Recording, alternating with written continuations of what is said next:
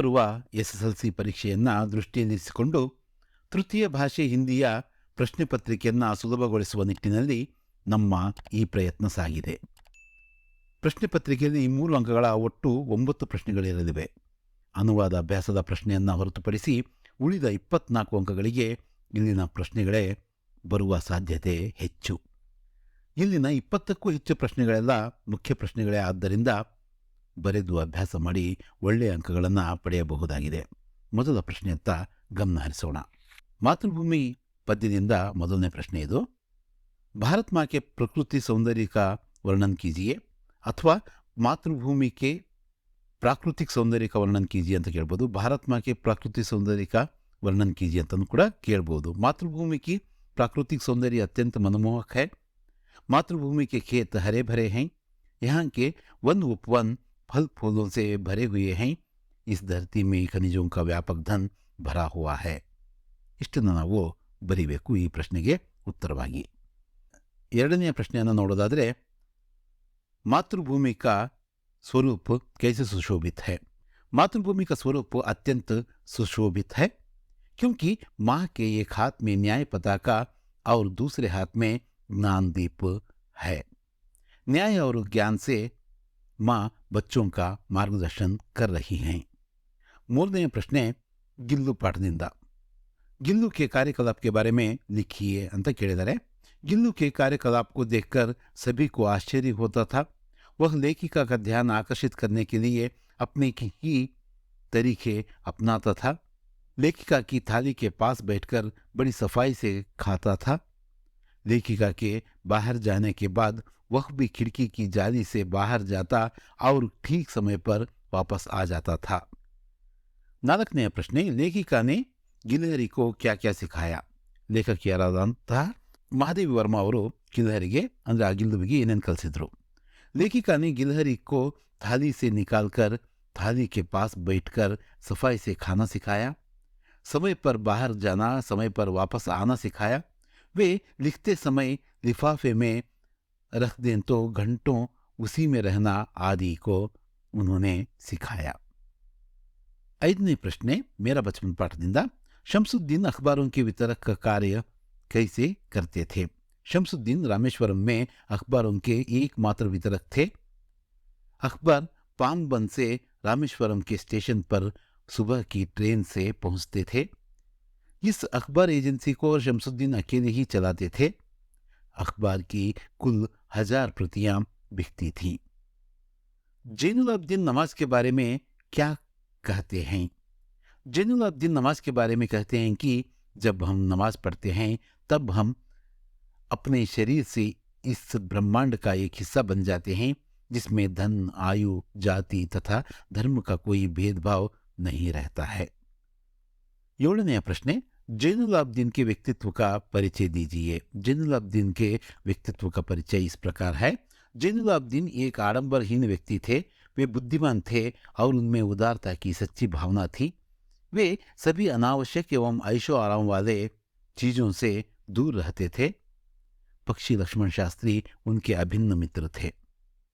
राजकिशोर के मानवीय व्यवहार का परिचय दीजिए ಅಂತ ಕೇಳಿದರೆ बसंत की सच्चाई ಪಾಠದ ಪ್ರಶ್ನೆ ಇದು. राजकिशोर एक मानवतावादी हैं. वे मजदूरों के लिए काम करते हैं. उन्होंने बसंत की स्थिति को देखकर उससे छलनी को खरीदते हैं.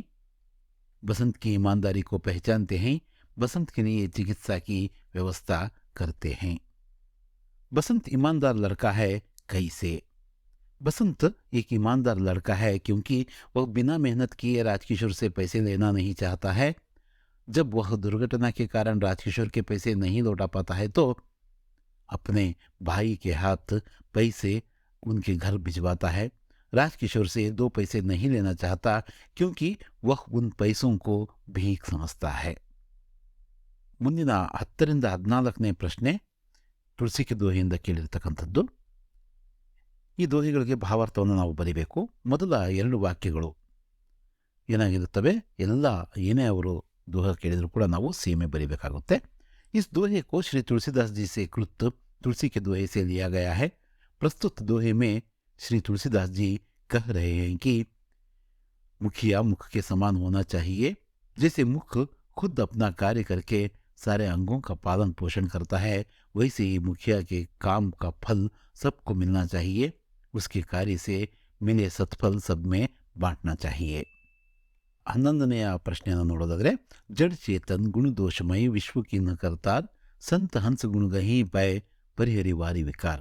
इस दोहे को श्री तुलसीदास जी से कृत तुलसी के दोहे से लिया गया है। प्रस्तुत दोहे में श्री तुलसीदास जी कह रहे हैं कि संत हंस की तरह होना चाहिए। सृष्टिकर्ता ने इस संसार को जड़ चेतन गुण दोषों के साथ बनाया है। अच्छे बुरे ऐसे वैसे मिलकर ही इसका निर्माण किया गया है। हंस की तरह साधु लोग बुराइयों को छोड़कर अच्छे गुणों को अपनाते हैं। 12ನೇ ಪ್ರಶ್ನೆಯನ್ನು ನಾವು ಗಮನಿಸೋದಾದರೆ, दया धर्म का मूल है, पाप मूल अभिमान, तुलसी दया ना छांडिए जब लग घट में प्राण। इस दोहे को श्री तुलसीदास जी से कृत तुलसी के दोहे से लिया गया है। प्रस्तुत दोहे में श्री तुलसीदास जी कह रहे हैं कि दया धर्म का मूल है और इसके विपरीत अहंकार समस्त पापों का जड़ है। मनुष्य को दया कभी नहीं छोड़ना चाहिए, अर्थात अंत तक दयालु बनकर रहना चाहिए। ನಂತರದ ದೋಹೆ ಈ ರೀತಿ ಇದೆ.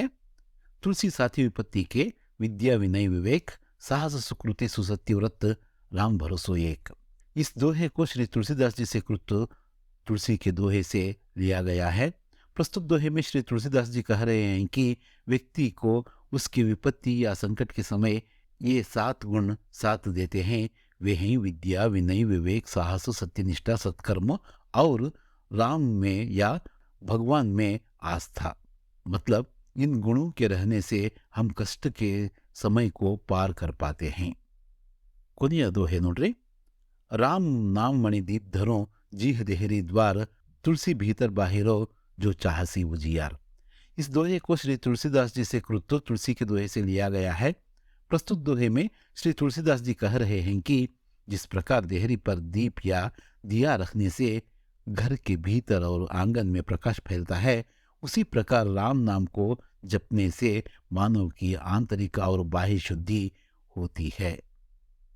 इंटरनेट क्रांति पाठದ प्रश्ने 15ನೇ प्रश्ने, संचार व सूचना के क्षेत्र में इंटरनेट का क्या महत्व है? संचार व सूचना क्षेत्र में इंटरनेट का बहुत महत्व है। पहले इस क्षेत्र में दूरभाषा और पत्र का प्रयोग होता था। अब ज़्यादा खर्च किए बिना कोई भी विचार हो, चित्र हो, वीडियो चित्र हो, पल भर में दुनिया के किसी भी कोने में भेजना साध्य हो रहा है। वीडियो कॉन्फ्रेंस के बारे में लिखिए ಅಂತ ಕೇಳಿದ್ದಾರೆ। वीडियो कॉन्फ्रेंस द्वारा एक जगह बैठकर दुनिया के कई देशों के प्रतिनिधियों के साथ 8-10 दूरदर्शन के पर्दे पर चर्चा कर सकते हैं। एक ही कमरे में बैठकर लोगों के साथ विचार विनिमय कर सकते हैं। ನಂತರದ ಪ್ರಶ್ನೆ, सोशल नेटवर्किंग एक क्रांतिकारी खोज है, कैसे? सोशल नेटवर्किंग एक क्रांतिकारी खोज है जिसने दुनिया भर के लोगों को एक जगह ला खड़ा कर दिया है।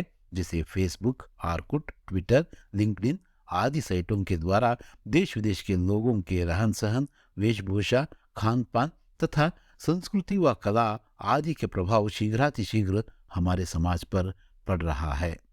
ईमानदारों के सम्मेलन में पाठदा प्रश्न ये दो, लेखक के धूप का चश्मा खो जाने की घटना का वर्णन कीजिए। लेखक ईमानदारों के सम्मेलन में भाग लेने के लिए आमंत्रित होकर एक कमरे में रुके थे। पहले दिन ही उनकी चप्पलों की चोरी हुई थी। अब दूसरे दिन के बैठक के बाद धूप का चश्मा भी खो गया था। एक सज्जन सहानुभूति प्रकट करने के लिए प्रस्तुत हुए। वे खुद लेखक का धूप का चश्मा पहन रखे थे। 19ನೇ ಪ್ರಶ್ನೆ, ಇದು ಕೂಡ ईमानदारों के सम्मेलन में पाठದ ಪ್ರಶ್ನೆ ಇದು. मंत्री तथा कार्यकर्ताओं के बीच में क्या वार्तालाप हुई? ಅಲ್ಲಿ ಸಮಾರಂಭದ ಕಾರ್ಯದರ್ಶಿಗಳು ಯಾರಿದ್ರು, ವ್ಯವಸ್ಥಾಪಕರು, ಅವರು ಮತ್ತು ಆ ಕಾರ್ಯಕರ್ತರ ನಡುವೆ ನಡೆದಂತಹ ಮಾತುಕತೆಗಳು ಏನು? ಹೀಗೂ ಕೂಡ ಕೇಳಬಹುದು ಪ್ರಶ್ನೆ. मंत्री ने अपने कार्यकर्ताओं को क्या समझाया ಅಂತ ಕೂಡ ಕೇಳಬಹುದು। लेखक जब से ईमानदारों के सम्मेलन में आए थे तब से कोई ना कोई सामान चोरी हो रहा था। इसी को लेकर मंत्री अपने कार्यकर्ताओं को डांटे और उनके कर्तव्य का याद दिलवाया। चोरी से होने वाली बदनामी के बारे में भी बात की। कार्यकर्ताओं ने अपनी असहायता को समझाया। डेलीगेटों को वे रोक नहीं सकते थे।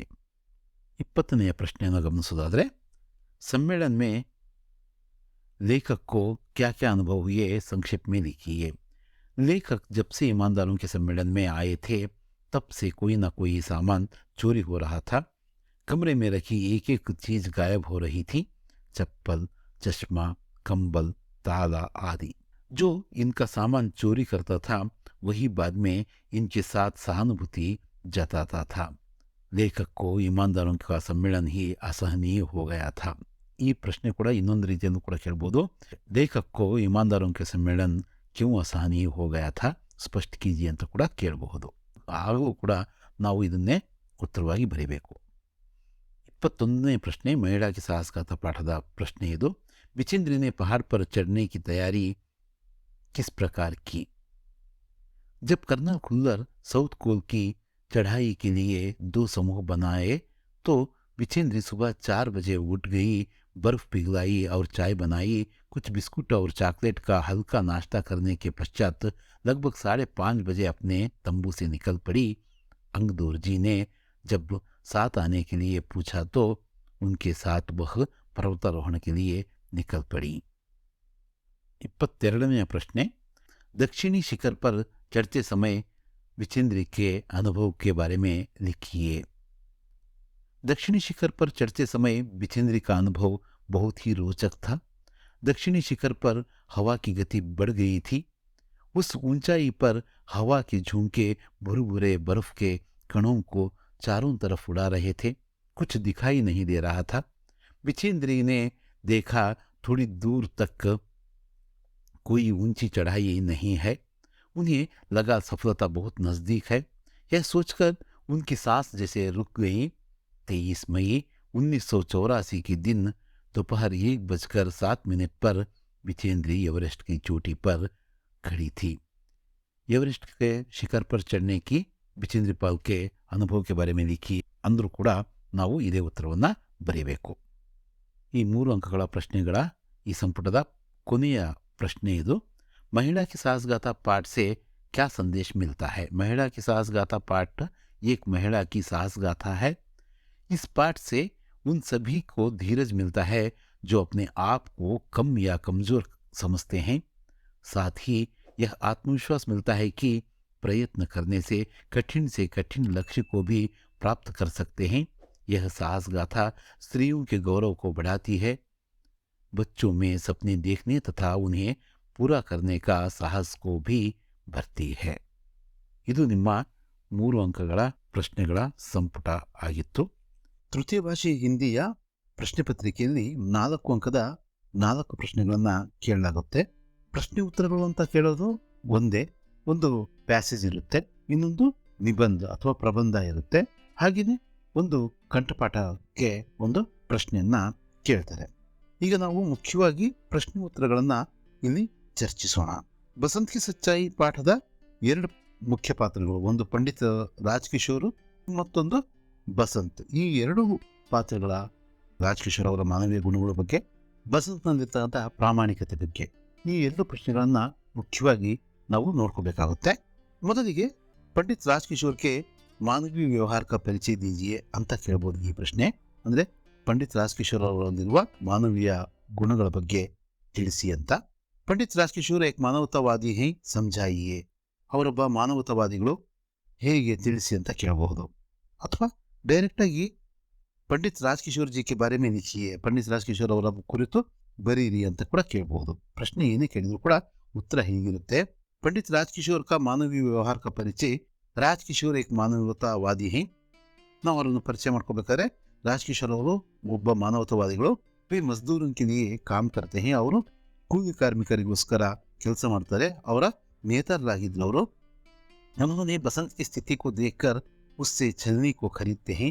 ಬಸಂತನ ಸ್ಥಿತಿಯನ್ನು ಕಂಡು ಆತನ ಪ್ರಾಮಾಣಿಕತೆಯನ್ನು ಅರಿತು ಆತನಿಂದ ಅವರೇನು ಮಾಡ್ತಾರೆ, ತಮಗೆ ಬೇಕಾದೇ ಇರತಕ್ಕಂತಹ ಸೋಸುಗವನ್ನು ಬೇಕಿದ್ದರೂ ಕೂಡ ಈತನ ಸ್ಥಿತಿಯನ್ನು ನೋಡಿ ಮರುಗಿ ಅದನ್ನು ಕೊಂಡ್ಕೊಳ್ತಾರೆ। ಬಸಂತ್ ಕಿ ಇಮಾನ್ದಾರಿ ಕೋ ಪಹಚಾನ್ತೆ ಹೈ, ಮೊದಲೇ ಹೇಳಿದ ಹಾಗೆ ಆತನ ಪ್ರಾಮಾಣಿಕತೆಯನ್ನು ಗುರುತಿಸ್ತಾರೆ, ಗೌರವಿಸ್ತಾರೆ। ಬಸಂತ್ ಕೆ ಲಿಯೆ ಚಿಕಿತ್ಸಾ ಕಿ ವ್ಯವಸ್ಥೆ ಕರ್ತೆ ಹೈ, ಆತ ತೊಂದರೆಯಲ್ಲಿದ್ದಾಗ, ದುರ್ಘಟನೆಗೊಳಗಾಗಿ ಕಾಲನ್ನು ಮುರ್ಕೊಂಡಾಗ ಅದರ ಚಿಕಿತ್ಸೆಯ ವ್ಯವಸ್ಥೆಯನ್ನು ಕೂಡ ಇವರು ಮಾಡ್ತಾರೆ। ಇಷ್ಟನ್ನು ನಾವು ಬಸಂತ್ ಕಿ ಸಚ್ಚಾಯಿ ಪಾಠದ ಪಂಡಿತ್ ರಾಜ್ಕಿಶೋರ್ ಅವರ ಕುರಿತು ಕೇಳಿರ್ತಕ್ಕಂಥ ಪ್ರಶ್ನೆಗೆ ಇಷ್ಟನ್ನು ನಾವು ಉತ್ತರಿಸಬೇಕಾಗುತ್ತೆ. ಇನ್ನು ಬಸಂತನ ಪ್ರಾಮಾಣಿಕತೆ ಬಗ್ಗೆ ಇನ್ನೊಂದು ಪ್ರಶ್ನೆ ಇರುತ್ತೆ. ಬಸಂತ್ ईमानदार लड़का है कैसे ಅಂತ ಒಂದು. ಬಸಂತ್ की ईमानदारी के बारे में आप क्या जानते हैं? ಆತನ ಪ್ರಾಮಾಣಿಕತೆ ಬಗ್ಗೆ ನಿಮ್ಗೆ ಎಷ್ಟು ಗೊತ್ತು ತಿಳಿಸಿ ಅಂತ ಕೇಳ್ತಿದ್ದಾರೆ. बसंत ईमानदार लड़का है क्योंकि वह बिना मेहनत किए राजकिशोर से पैसे लेना नहीं चाहता है. ಆತ ಒಬ್ಬ ಪ್ರಾಮಾಣಿಕ ಹುಡುಗ. ಯಾಕಂದ್ರೆ ಆತ ಶ್ರಮವಿಲ್ಲದೆ ರಾಜ್ಕಿಶೋರ್ ಅವರು ಕೊಡ್ತಕ್ಕಂತಹ ಆ 2 पैसेನ ತಗೊಳ್ಳೋದಕ್ಕೆ ಇಷ್ಟಪಡೋಲ್ಲ. जब वो दुर्घटना के कारण राजकिशोर के पैसे नहीं लौटा पाता है तो अपने भाई के हाथ पैसे उनके घर भिजवाता है. ಒಂದು ದುರ್ಘಟನೆಗೆ, ಒಂದು ದುರಂತಕ್ಕೊಳಗಾಗಿ ಕಾಲನ್ನು ಮುರ್ಕೊಂಡು ಆತ ಆಕ್ಸಿಡೆಂಟಲ್ಲಿ ಮೂರ್ಛೆ ಹೋದಾಗ ರಾಜ್ಕಿಶೋರ್ ಅವರಿಗೆ ತಲುಪಿಸಬೇಕಾದಂತಹ ಹಣವನ್ನು ತಲುಪಿಸಲ್ಲ.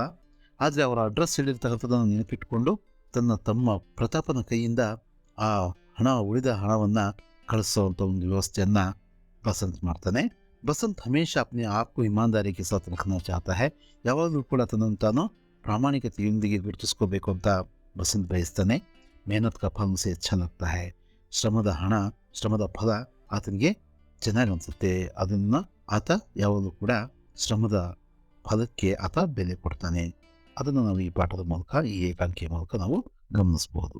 ಇನ್ನು ಕರ್ನಾಟಕದ ಸಂಪದ ಈ ಪಾಠದಿಂದ ಕರ್ನಾಟಕಕ್ಕೆ ಪ್ರಕೃತಿ ಸೌಂದರ್ಯಕ್ಕೆ ವರ್ಣನ್ ಕೀಜಿಯೇ ಅಂತ ಕೇಳ್ಬೋದು. ಇದೇ ಪ್ರಶ್ನೆನ ಕರ್ನಾಟಕಕ್ಕೆ ಪ್ರಾಕೃತಿಕ ಸೌಂದರ್ಯ ನಯನ್ ಮನೋಹರ ಹೈ ಸ್ಪಷ್ಟ ಕೀಜಿಯೇ ಅಂತ ಕೂಡ ಕೇಳ್ಬೋದು. ಇಲ್ಲಿಯ ಪ್ರಕೃತಿಯ ವರ್ಣನೆಯನ್ನು ನಾವು ಮಾಡಬೇಕು. कर्नाटक की प्राकृतिक सौंदर्य नयन मनोहर है. दक्षिण दिशा में नीलगिरी की पर्वतमालाएं शोभायमान है. ಇಲ್ಲಿಯ ಪ್ರಾಕೃತಿಕ ಸೌಂದರ್ಯ ತುಂಬ ಮನೋಹರವಾಗಿದೆ. ಹಾಗೇನೆ ದಕ್ಷಿಣ ದಿಕ್ಕಲ್ಲಿ ನೀಲಗಿರಿ ಪರ್ವತಮಾಲೆಗಳು ಇದ್ದಾವೆ. ಅರಬ್ಬಿ ಸಮುದ್ರ ಪಶ್ಚಿಮ ದಿಶಾ ಮೇ ಹೈ. ಅರಬ್ಬಿ ಸಮುದ್ರ ಪಶ್ಚಿಮ ದಿಕ್ಕಲ್ಲಿದೆ. ಇಲ್ಲಿಯ ನದಿಗಳನ್ನು ನಾವು ಹೀಗೆ ಹೆಸರಿಸಬಹುದು: ಕಾವೇರಿ, ಕೃಷ್ಣ, ತುಂಗಭದ್ರಾ, ಭೀಮೆ. ಹೀಗೆ ಇಲ್ಲಿಯ ನದಿಗಳು ಪ್ರಮುಖ ನದಿಗಳು ಇದ್ದಾವೆ. जोग, अब्बी, गोकाक, शिवन समुद्र आदि यहाँ के जलप्रपात हैं. जोग, अब्बी, ಗೋಕಾಕ, ಶಿವನ್ ಸಮುದ್ರ ಮುಂತಾದವು ಇಲ್ಲಿಯ ಜಲಪಾತಗಳು. ಅವನ್ನು ಸಹ ನಾವು ಹೆಸರಿಸಬೇಕು. दक्षिण से उत्तर की छोर तक फैली लंबी पर्वतमालाओं को पश्चिमी घाट कहते हैं. ದಕ್ಷಿಣದಿಂದ ಉತ್ತರದವರೆಗೆ ಹರಡಿರುವ ಪರ್ವತಮಾಲೆಗಳನ್ನು ಪಶ್ಚಿಮ ಘಟ್ಟಗಳು ಎಂದು ಕರೀತಾರೆ. ಈ ಘಾಟಕ್ಕೆ ಕುಚ್ ಭಾಗ ಸಹ್ಯಾದ್ರಿ ಕಹಲಾತಾ ಹೈ. ಪಶ್ಚಿಮ ಘಟ್ಟಗಳ ಉತ್ತರದಲ್ಲಿರ್ತಕ್ಕಂಥ ಒಂದಷ್ಟು ಭಾಗವನ್ನು ಸಹ್ಯಾದ್ರಿ ಅಂತ ಕೂಡ ನಾವು ಕರಿತೀವಿ. ಇಷ್ಟನ್ನ ಈ ಪ್ರಶ್ನೆಗೆ ಉತ್ತರವಾಗಿ ನಾವು ಬರೀಬೇಕು. ಕರ್ನಾಟಕ ಸಂಪದ ಪಾಠದ 2ನೇ ಪ್ರಶ್ನೆಯನ್ನು ನಾವು ನೋಡೋಣ. कर्नाटक की शिल्पकला का परिचय दीजिए ಅಂತ ಕೇಳಿದರೆ, कर्नाटक की शिल्पकला अनोखी है. बादामी, ऐहोळे, पट्टदकल्लु में जो मंदिर हैं उनकी शिल्पकला और वास्तु अद्भुत है. बेंगलुरु, हड़ेबीडु, सोमनाथपुर के मंदिर में जो मूर्तियां हैं वे सजीव लगती हैं. ये हमें पुराणों की कहानियां सुनाती हैं. श्रवणबेळगोಳ में 57 फुट ऊंची गोमटेश्वर की मूर्ति है और विजयपुर में गोल गुंबज है. ಕರ್ನಾಟಕದ ಶಿಲ್ಪಕಲೆ ಅನನ್ಯವಾದಂಥದ್ದು. ಬಾದಾಮಿ, ಐಹೊಳೆ, ಪಟ್ಟದಕಲ್ಲು ಅಲ್ಲಿರ್ತಕ್ಕಂತಹ ಮಂದಿರಗಳಿಂದವೋ ಅಲ್ಲಿಯ ಶಿಲ್ಪಕಲೆ ಮತ್ತು ವಾಸ್ತುಕಲೆ ಅದ್ಭುತವಾದಂಥದ್ದು. ಬೇಂಗ್ಳೂರು, ಹಳೇಬೀಡು, ಸೋಮನಾಥಪುರ ಈ ದೇವಸ್ಥಾನಗಳಲ್ಲಿ ಇರ್ತಕ್ಕಂಥ ಮೂರ್ತಿಗಳು ಜೀವಂತದಿಂದ ಕೂಡಿವೆಯೇನೋ ಅಂತ ಅನ್ನಿಸ್ತವೆ. ಈ ಹಮೆ ಪುರಾಣಕ್ಕೆ ಕಹಾನಿಯ ಸುನಾತಿ ಹೇ. ಈ ಸುಂದರ ಮೂರ್ತಿಗಳು ನಮಗೆ ನಮ್ಮ ಪುರಾಣದ ಪುಣ್ಯಕಥೆಗಳನ್ನು ತಿಳಿಸ್ತವೆ. ಶ್ರವಣಬೆಳಗೊಳ ಮೇ 57 ಫುಟ್ ಊಂಚಿ ಗೊಮಟೇಶ್ವರ ಕಿ ಮೂರ್ತಿ ಹೇ. ಶ್ರವಣಬೆಳಗೊಳದಲ್ಲಿ 57 ಅಡಿ ಎತ್ತರದ ಗೊಮಟೇಶ್ವರನ ಮೂರ್ತಿ ಇದೆ. ಹಾಗೆಯೇ ವಿಜಯಪುರದಲ್ಲಿ ಗೋಳಗುಮ್ಮಟವಿದೆ. ಇಷ್ಟನ್ನು ಶಿಲ್ಪಕಲೆ ಬಗ್ಗೆ ಕೇಳಿರ್ತಕ್ಕಂತಹ ಪ್ರಶ್ನೆಗೆ ನಾವು ಉತ್ತರಿಸಬಹುದು. ಇದೇ ಪಾಠದ 3ನೇ ಪ್ರಶ್ನೆ. कर्नाटक के साहित्यकारों की कन्नड़ भाषा और संस्कृति को क्या देन है. ಕನ್ನಡ ಭಾಷೆ ಮತ್ತು ಸಂಸ್ಕೃತಿಗೆ ಇಲ್ಲಿಯ ಸಾಹಿತಿಗಳ ಕೊಡುಗೆ ಏನು ಅಂತ ಪ್ರಶ್ನೆ ಮಾಡಿದರೆ, कर्नाटक के साहित्यकारों ने कन्नड़ भाषा और संस्कृति की कीर्ति फैलाई है. ಇಲ್ಲಿಯ ಸಾಹಿತಿಗಳು ಕನ್ನಡ ಭಾಷೆ ಹಾಗೂ ಸಂಸ್ಕೃತಿಯನ್ನು, ಆ ಕೀರ್ತಿಯನ್ನು 4 ಕಡೆ ಹರಡೋದಕ್ಕೆ ಕಾರಣಕರ್ತರಾಗಿದ್ದಾರೆ. ವಚನಕಾರೋನೇ ಸಮಾಜ ಕ ಸುಧಾರ ಹೈ. ವಚನಕಾರರಾದಂತಹ ಬಸವಣ್ಣ ಆದಿಶರಣರು ಏನು ಮಾಡಿದರೆ, ಸಮಾಜವನ್ನು ತಿದ್ದುವ, ತೀಡುವ, ಸುಧಾರಿಸುವ ಒಂದು ಕೆಲಸವನ್ನು ಮಾಡಿದ್ದಾರೆ. ಅನೇಕ ಭಕ್ತ ಕವಿಯೋನೇ ಭಕ್ತಿ, ನೀತಿ, ಸದಾಚಾರಕ್ಕೆ ಗೀತ್ ಗಾಯ ಹೇ. ಸಾಕಷ್ಟು ಭಕ್ತ ಕವಿಗಳು ಏನು ಮಾಡಿದ್ದಾರೆ, ಇಲ್ಲಿಯ ಭಕ್ತಿಯ, ನೀತಿಯ, ಸದಾಚಾರದ ಗೀತೆಗಳನ್ನು ಹಾಡಿದ್ದಾರೆ. ಪುರಂದರದಾಸರು, ಕನಕದಾಸರು ಮುಂತಾದ ಕವಿಗಳನ್ನು ನಾವು ಇಲ್ಲಿ ನೆನಪಿಸ್ಕೋಬಹುದು. ಪಂಪ, ರನ್ನ, ಪೊನ್ನ ಆದಿ ಕವಿಯೋನೇ महाकाव्यों की रचना की है. ಆದಿ ಕವಿಗಳಾದಂತಹ ಪಂಪ, ರನ್ನ, ಪೊನ್ನ, ಜನ್ನ ಮುಂತಾದ ಕವಿಗಳು ಮಹಾಕಾವ್ಯಗಳನ್ನು ರಚಿಸಿದ್ದಾರೆ. ಸರ್ವಶ್ರೀ ಕುವೆಂಪು, ಬೇಂದ್ರೆ, ಕಾರಂತ್, ಮಾಸ್ತಿ, ಗೋಕಾಕ್, युवा अनंतमूर्ति, कार्नाड और चंद्रशेखर कंबार इन कन्नड़ साहित्यकारों ने ज्ञानपीठ पुरस्कार को प्राप्त करके कन्नड़ भाषा और संस्कृति की ಕೀರ್ತಿ को फैलाई है. ಕನ್ನಡ ಭಾಷೆ ಮತ್ತು ಸಂಸ್ಕೃತಿಯನ್ನು ಹರಡುವ ಕೆಲಸ ನಮ್ಮ ಜ್ಞಾನಪೀಠ ವಿಜೇತರಾದಂತಹ ಕುವೆಂಪು ಅವರು, ಬೇಂದ್ರೆ ಅವರು, ಶಿವರಾಮ್ ಕಾರಂತರು, ಮಾಸ್ತಿ ವೆಂಕಟೇಶ್ ಅಯ್ಯಂಗಾರ್ ಅವರು, ಗೋಕಾಕರು, ಅನಂತಮೂರ್ತಿಯವರು, ಕಾರ್ನಾಡರು, ಚಂದ್ರಶೇಖರ್ ಕಂಬಾರ್ ಅವರು ಮುಂತಾದವರೆಲ್ಲ ಕನ್ನಡ ಭಾಷೆ ಹಾಗೂ ಸಂಸ್ಕೃತಿಯ ಒಂದು ಕೀರ್ತಿ ಪತಾಕೆಯನ್ನು ಹಾರಿಸುವಂಥ ಕೆಲಸವನ್ನು ಮಾಡಿದ್ದಾರೆ. ಇಷ್ಟನ್ನು ನಾವು ಈ ಪ್ರಶ್ನೆಗೆ ಉತ್ತರವಾಗಿ ಬರೀಬೇಕಾಗುತ್ತೆ. ಹಾಗೆಯೇ ಇಂಟರ್ನೆಟ್ ಕ್ರಾಂತಿಯಿಂದ ಕಾಮನಾಗಿ 3 ಅಂಕದ ಪ್ರಶ್ನೆಗಳಿರ್ತವೆ. ಅಕಸ್ಮಾತಾಗಿ ಅವರು 4 ಅಂಕಕ್ಕೆ ನನ್ನ ಪ್ರಶ್ನೆ ಕೇಳಿದರೆ ಇವೆರಡು ಪ್ರಶ್ನೆಗಳನ್ನು ಕೇಳಬಹುದು. ಸೋಷಿಯಲ್ ನೆಟ್ವರ್ಕಿಂಗ್ ಏ ಕ್ರಾಂತಿಕಾರಿ ಖೋಜ್ ಹೈ ಕೈಸೆ. ಸೋಷಿಯಲ್ ನೆಟ್ವರ್ಕಿಂಗ್ ಒಂದು ಕ್ರಾಂತಿಕಾರಕವಾದಂತಹ ಸಂಶೋಧನೆ ಹೇಗೆ ಅಂತ ಕೇಳಿದ್ದಾರೆ. सोशल नेटवर्किंग एक क्रांतिकारी खोज है जिसने दुनिया भर के लोगों को एक जगह खड़ा कर दिया है. जैसे फेसबुक, आर्कुट, ट्विटर, लिंक्डइन आदि साइटों के द्वारा देश विदेश के लोगों के रहन सहन, वेशभूषा, खान पान तथा संस्कृति व कला आदि का प्रभाव शीघ्र हमारे समाज पर पड़ रहा है. ಸೋಷಿಯಲ್ ನೆಟ್ವರ್ಕಿಂಗ್ ಒಂದು ಕ್ರಾಂತಿಕಾರಕವಾದಂತಹ ಸಂಶೋಧನೆ. ಇದು ಇಡೀ ವಿಶ್ವದ ಜನರನ್ನು ಒಂದು ಪ್ಲಾಟ್ಫಾರ್ಮ್ಗೆ, ಒಂದು ವೇದಿಕೆಗೆ ತಂದು ನಿಲ್ಲಿಸಿದೆ. ಇದಕ್ಕೆ ಉದಾಹರಣೆಯಾಗಿ ಒಂದಷ್ಟು ಈ ರೀತಿಯ ಸೋಷಿಯಲ್ ನೆಟ್ವರ್ಕಿಂಗ್ ಸೈಟ್ಗಳನ್ನು ಗುರುತಿಸ್ತಾ ಇದ್ದಾರೆ. ಫೇಸ್ಬುಕ್, ಆರ್ಕುಟ್, ಟ್ವಿಟರ್, ಲಿಂಕ್ಡ್ಇನ್ ಮುಂತಾದ ಈ ಸೈಟ್ಗಳ ಮೂಲಕ ದೇಶ ವಿದೇಶದ ಜನರ ಅವರ ಆಹಾರ, ಅವರ ಉಡುಗೆ ತೊಡುಗೆ, ಅವರ ಪದ್ಧತಿಗಳು, ಅವರ ಸಂಸ್ಕೃತಿ, ಅವರ ಕಲೆಯ ಪ್ರಭಾವ ನಮ್ಮ ಮೇಲೆ, ನಮ್ಮ ಸಮಾಜದ ಮೇಲೆ ಆಗ್ತಾ ಇದೆ ಅಂತ ಇಲ್ಲಿ ತಿಳಿಸಲಾಗಿದೆ. ಹಾಗೆಯೇ ನಾವು ಅದನ್ನು ಬರೀಬೇಕು. ಇನ್ನು ಎರಡನೇ ಮುಖ್ಯ ಪ್ರಶ್ನೆ ಈ ಪಾಠದಿಂದ, ಸಂಚಾರ व सूचना क्षेत्र में इंटरनेट का क्या महत्व है. ಅಂದರೆ ದೂರಸಂಪರ್ಕ ಕ್ಷೇತ್ರ, ಕಮ್ಯುನಿಕೇಷನ್ ಅಂತ ಕರಿತೀವಲ್ವಾ, ಈ ಕ್ಷೇತ್ರದಲ್ಲಿ ಇಂಟರ್ನೆಟ್ನ ಮಹತ್ವವೇನು ಅಂತ ಕೇಳಿದರೆ, ಸಂಚಾರ व सूचना के क्षेत्र में इंटरनेट का बहुत महत्व है. ದೂರಸಂಪರ್ಕ ಕ್ಷೇತ್ರದಲ್ಲಿ ಇಂಟರ್ನೆಟ್ನ ಸಾಕಷ್ಟು ಮಹತ್ವವಿದೆ. ಈಗ ನಾವು ಯಾರಿಗಾದ್ರೂ ಕಮ್ಯುನಿಕೇಟ್ ಮಾಡಬೇಕು ಅಂದರೆ ಭಾಳ ಬೇಗ ನಾವು ಅವ್ರನ್ನ ಮಾತಾಡ್ಬೋದು, ಫೋನ್ಗಳ ಮೂಲಕ, ಮೇಲ್ಗಳ ಮೂಲಕ. ಅದನ್ನೇ ನಾವಿಲ್ಲಿ ಬರಿಬೇಕು. पहले इस क्षेत्र में दूरभाषा और चिट्ठी का प्रयोग होता था. ಮೊದಲು ಈ ಕ್ಷೇತ್ರದಲ್ಲಿ ಏನು ಟೆಲಿಗ್ರಾಮ್ ಅಂತ, ದೂರಭಾಷೆ ಅಂದರೆ ಟೆಲಿಗ್ರಾಮ್, ಚಿಟ್ಟಿ ಅಂದರೆ ಪತ್ರಗಳಿಂದ ನಾವು ಒಂದು ವಿಷಯವನ್ನು ಇನ್ನೊಬ್ಬರಿಗೆ ತಿಳಿಸೋದಕ್ಕೆ ಮಾಧ್ಯಮವನ್ನಾಗಿ ಬಳಸ್ತಾ ಇದ್ವಿ. अब ज़्यादा खर्च किए बिना कोई भी विचार हो, चित्र हो, वीडियो चित्र हो, पल भर में दुनिया की किसी भी कोने में भेजना साध्य हो रहा है.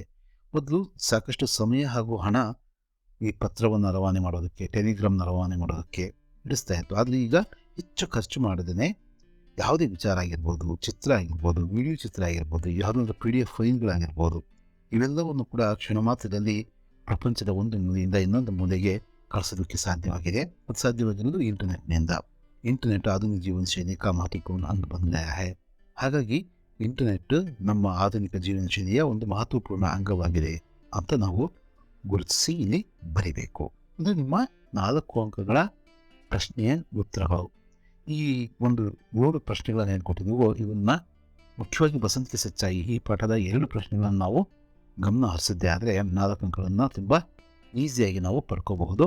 ಇನ್ನೊಂದು 4 ಅಂಕಗಳಿಗೆ ಕಂಠಪಾಠಕ್ಕಿರ್ತಕ್ಕಂತಹ ಕೋಶಿಶ್ ಕರ್ನೆ ವಾಲೋं की कभी हार नहीं होती ಪದ್ಯದ ಕೊನೆಯ ಪ್ಯಾರಾಗ್ರಾಫ್ನ ಮೊದಲ 4 ಸಾಲುಗಳು, ಅದನ್ನು ಬೇಕಾದ್ರೆ ನೀವು ನೋಡಿ, ಹಿಂದೆ ಅದರ ಲಿಂಕನ್ನು ಕೊಟ್ಟಿದ್ದೀವಿ. ಹಾಗೆಯೇ ನಿಬಂಧ ಕೇಳ್ತಾರೆ, ಒಂದು ಕರ್ನಾಟಕ ಸಂಪದದಿಂದ ಕೇಳ್ಬೋದು, ಇಲ್ಲ ಇಂಟರ್ನೆಟ್ ಕ್ರಾಂತಿಯಿಂದ ಕೇಳ್ಬೋದು. ಅದನ್ನು ಈ ಪುನರಾವರ್ತನೆಯ ವಿಡಿಯೋದಲ್ಲಿ ಅವುಗಳನ್ನ ನಾವು ಚರ್ಚೆ ಮಾಡಿದ್ದೀವಿ. ಅದನ್ನು ಕೂಡ ನೀವು ಬೇಕಾದರೆ ಗಮನಿಸಬಹುದು. ಇನ್ನು ಇನ್ನೊಂದು 4 ಅಂಕದ ಪ್ರಶ್ನೆ ಅಂತ ಕೇಳಿದರೆ ಅದು ಪ್ಯಾಸೇಜು. ಯಾವುದೋ ಒಂದು ಪ್ಯಾಸೇಜ್ ಕೇಳಿ 4 ಪ್ರಶ್ನೆಗಳನ್ನು ಕೇಳ್ತಾರೆ. ತುಂಬ ಈಸಿಯಾಗಿ ನೀವು ಅದನ್ನು ಉತ್ತರಿಸ್ಬೋದು. ಅದನ್ನು ಕೂಡ ನೀವು ಉದಾಹರಣೆಯನ್ನು ನೋಡ್ಬೋದಾದರೆ ಅದನ್ನು ಈ ಪುನರಾವರ್ತನೆಯ ವಿಡಿಯೋದಲ್ಲಿ ಗಮನಿಸಬಹುದು.